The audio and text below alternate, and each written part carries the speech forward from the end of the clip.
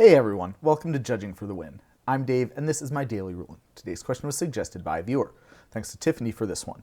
I'm also told that this is part of the True Stories collection. Amy activates the ult of Karn Liberated near the end of the round. When she and Nick are shuffling up for the restarted game, time in the round is called. Is the first turn of the restarted game turn 0 or turn 1? Alright, so just to make sure that everybody is on the same page about what this question is asking for here, when you are playing Magic in the context of an organized event, the rounds are timed, for obvious reasons. When the round clock runs out, the game is not over just yet. Rather, the players finish the current turn, then take up to 5 additional turns. If at the end of the 5th turn there is still no winner in the current game, then that game is considered a draw.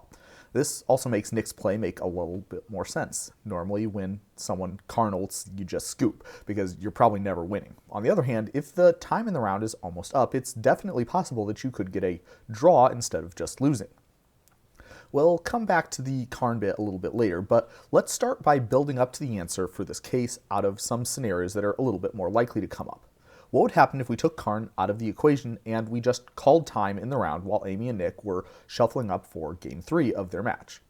Well, Magic's policy documents are pretty clear on this one. Once time is called, no new games should begin. Officially, shuffling, presenting, and even taking mulligans are considered to be part of the pre-game procedure, which means that the game is not considered underway until after both players have kept their opening hands.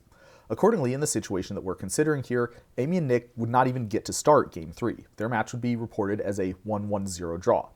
For tiebreaker reasons, this is potentially different from a 1-1-1 draw, i.e. each player winning one game and having a drawn game in the match, as opposed to only having a match with 2 games where each player won one of them. In practice, many people don't even know about this distinction, and it's a pretty minor one anyway, so a lot of people who do understand the difference don't even follow it.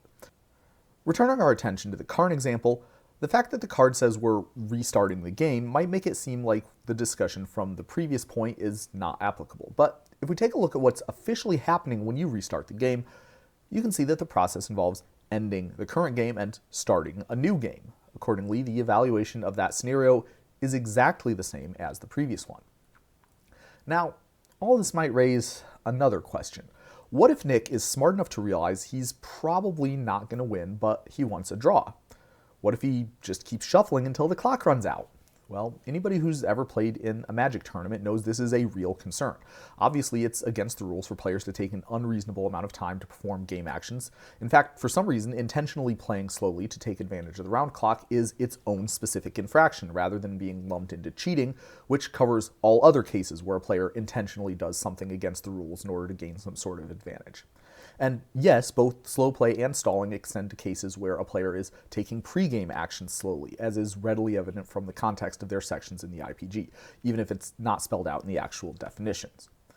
So if Nick is brazen enough to say something like, "I'm just going to keep shuffling until the clock runs out," well, that makes it pretty clear that a judge should act, even though I'm told that such a tactic is actually within the rules for some other card games.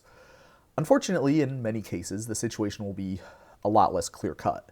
Slow play is a notoriously inconsistent infraction because it's necessarily subjective. How long a reasonable amount of time lasts is different from person to person, and it depends on a variety of gameplay and non-gameplay related factors, some of which may be not readily apparent to a judge or to the opponent.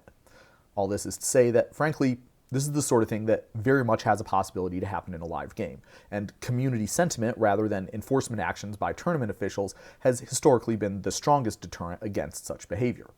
I wish I could offer some sort of advice, but being realistic, this has been an issue that's evaded a satisfying solution since the earliest days of tournament Magic. If anyone has any good ideas for how we could improve things, I'm sure Magic's policy team reads the comments section of my random YouTube channel, so here's your chance to make a difference. That's all I have for you today. How did you do? Join me again next time for another daily ruling. Until then, I hope you have a great day.